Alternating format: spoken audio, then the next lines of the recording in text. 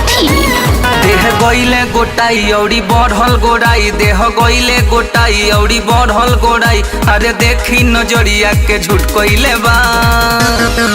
Sanitiser बलमुआ के suit कइले बा, सैनिटाइजर बलमुआ के सूट कइले बा, सैनिटाइजर बलमुआ के सूट कइले बा।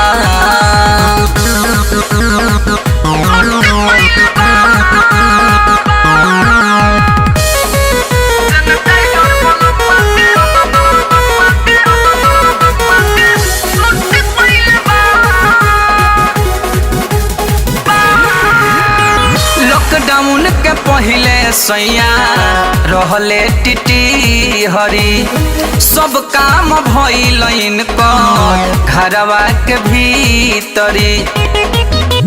हाँ, लॉकडाउन के पहले सैया रहले टिटी हरी, सब काम भइल इनकर घरवा के भीतरी। घर में लागल ना धूप इनके मिलल बड़ी सुख, घर में लागल ना धूप इनके मिलल बड़ी सुख, अरे पाके जवनिया के सुख कइले बा।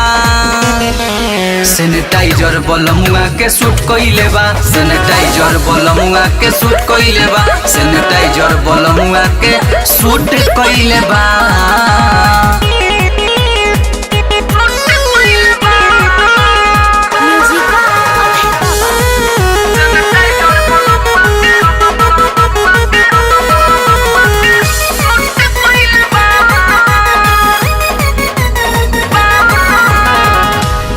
बारिते सैन के भइल बायसर हो, सैया मनीष जी के लगे ना नजर हो। ए सखी हाँ हाँ, बारिते सैन के भइल बायसर हो, सैया मनीष जी के लगे ना नजर हो। खूब लुटले लहार बड़ी मिलल इनके प्यार, खूब लुटले लहार बड़ी मिलल इनके प्यार, अरे घरवा में खाली घी व दूध कइले बा।